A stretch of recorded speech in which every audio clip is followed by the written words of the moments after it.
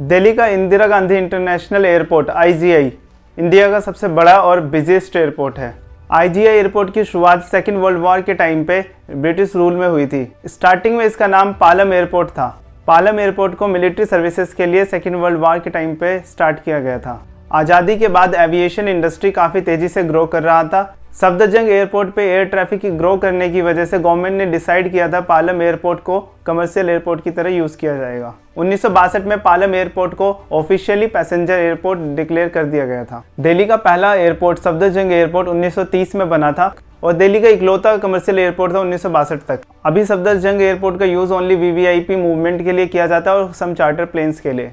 1962 में operation start होने के बाद एयर ट्रैफिक काफ़ी तेज़ी से ग्रो कर रहा था, जिसकी वजह से 1969 में दिल्ली एयरपोर्ट को एक्सपेंड कर दिया गया एक नए टर्मिनल के साथ। लेकिन एयर ट्रैफिक काफ़ी तेज़ी से ग्रो कर रहा था। इसका मतलब ये था दिल्ली एयरपोर्ट को ज़रूरत थी नई एक्सपेंशन की। मई 1986 में नया टर्मिनल बनाया गया, टर्मिनल 2, और पालम एयरपोर्ट का नाम चेंज कर दिया गया इंदिरा गांधी इंटरनेशनल एयरपोर्ट, हमारे former prime minister Indira Gandhi ji के नाम पे, जिनकी मृत्यु 1984 में हुई थी। टर्मिनल 2 के बनने के बाद टर्मिनल 2 को इंटरनेशनल पैसेंजर्स के लिए और टर्मिनल 1 को डोमेस्टिक पैसेंजर्स के लिए यूज़ किया जाने लगा। 2010 तक दिल्ली एयरपोर्ट ने इन्हीं दोनों टर्मिनल्स के साथ अपना सफ़र तय किया। बढ़ते ट्रैफिक की वजह से साल 2000 के आसपास दिल्ली एयरपोर्ट को एक नए टर्मिनल की ज़रूरत महसूस हुई।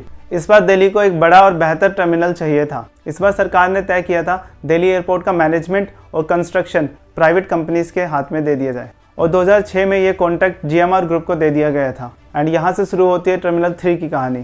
टर्मिनल 3 का कंस्ट्रक्शन 2006 से 2010 के बीच केवल 3 साल कुछ महीनों में पूरा कर लिया गया था। टर्मिनल 3 को जुलाई 2010 में पब्लिक के लिए ओपन कर दिया गया था, लगभग 24 सालों बाद जब दिल्ली एयरपोर्ट को सेकंड टर्मिनल मिला था। टर्मिनल 3 के बनते ही इंटरनेशनल ऑपरेशन के साथ साथ कुछ एयरलाइंस ने डोमेस्टिक ऑपरेशंस को भी टर्मिनल 3 पे मूव कर लिया था, जिसमें एयर इंडिया भी इंक्लूड थी। T3 को इसके डिज़ाइन और सर्विसेज की वजह से काफ़ी अवार्ड्स भी मिले और देखते ही देखते बढ़ते एयर ट्रैफिक की वजह से टर्मिनल 3 भी क्राउडेड हो गया। लेकिन टर्मिनल 3 दिल्ली एयरपोर्ट के पुराने ऑफरिंग से काफ़ी ज़्यादा बेहतर थी और बेहतर है। IGI एयरपोर्ट साउथ एशिया का one of the best airport है, लेकिन IGI एयरपोर्ट को एक समस्या का सामना करना पड़ा और वो थी टर्मिनल्स के बीच कनेक्टिविटी। दिल्ली एयरपोर्ट पे ट्रांसफ़र के केस में एक टर्मिनल से दूसरे टर्मिनल पे पहुंचना एक बड़ा इश्यू है, जिसकी वजह से दिल्ली एयरपोर्ट को ज़रूरत है एक एयर ट्रेन की। एयर ट्रेन एक मेट्रो सर्विस है जो दिल्ली एयरपोर्ट के सभी टर्मिनल्स को आपस में कनेक्ट करेगी। एयर ट्रेन को इस तरीके से डेवलप करने पे विचार किया जा रहा है जिससे पैसेंजर्स को टिकट लेने की ज़रूरत नहीं पड़ेगी और ये एडवर्टीजमेंट रेवेन्यू मॉडल पे बेस्ड होगा। बढ़ते एयर ट्रैफिक की वजह से दिल्ली एयरपोर्ट को ज़रूरत थी एक नए रनवे की, जिसको दिल्ली एयरपोर्ट के थर्ड रनवे 1129 के पैरेलल बनाया गया है, जिसका नाम दिया गया है 11L29R, जहां L का मतलब होता है लेफ्ट, R का मतलब होता है राइट, और इसकी लेंथ 4400 मीटर है। IGI एयरपोर्ट अपना फोर्थ रनवे बना चुकी है। सिग्नलिंग सिस्टम के इंस्टॉलेशन और पेंटिंग वर्क के कंप्लीट होने के बाद इसे अर्ली 2023 में स्टार्ट कर दिया जाएगा। IGI एयरपोर्ट दुनिया के 10 बिजिएस्ट एयरपोर्ट में से एक है and one of the best airport in south Asia region, और ये एयरपोर्ट जल्द ही इंडिया का पहला ग्लोबल हब बन जाएगा।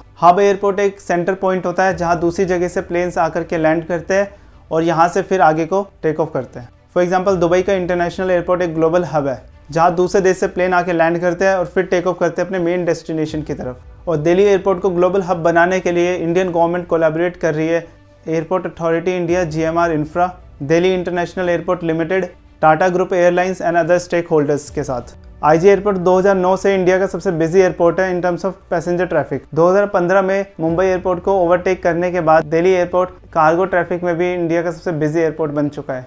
अगर 2022 की बात करें, दिल्ली एयरपोर्ट दुनिया का 7वां सबसे बिजिएस्ट एयरपोर्ट बन चुका है एज पर latest ranking issued by UK based air consulting firm OAG। IGI airport का फोर्थ रनवे 2023 के स्टार्टिंग में ऑपरेशनल हो जाएगा। फोर्थ रनवे के ऑपरेशन में आने के बाद दिल्ली एयरपोर्ट ही इंडिया में एक ऐसा एयरपोर्ट होगा जहां 4 रनवे होंगे। इसके अलावा एक नया ड्यूअल एलिवेटेड क्रॉस टैक्सीवे भी बनाया जा रहा है, जिसके यूज से फ्यूल और टाइम दोनों सेव होंगे।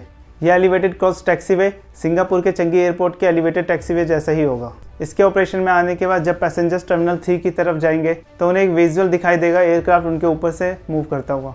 इसके अलावा टर्मिनल 1 को रिकंस्ट्रक्ट किया जा रहा है और ये पुराने टर्मिनल 1 से काफ़ी बड़ा होगा, जिसकी वजह से इसकी कैपेसिटी भी डबल हो जाएगी 20 मिलियन पैसेंजर से 40 मिलियन पैसेंजर्स तक। 2 किलोमीटर लंबा dual elevated cross taxiway, fourth runway और रिकंस्ट्रक्टेड टर्मिनल 1, इनके ऑपरेशन में आने के बाद दिल्ली एयरपोर्ट पे कंजेशन कम होगा, टाइम की बचत होगी, और कॉस्ट भी सेव होगा। इसके अलावा एयरलाइंस का टर्न अराउंड टाइम कम हो जाएगा। दिल्ली एनसीआर में एक नया एयरपोर्ट बन रहा है, जेवर इंटरनेशनल एयरपोर्ट, जिसे नोएडा इंटरनेशनल एयरपोर्ट के नाम से भी जाना जाएगा।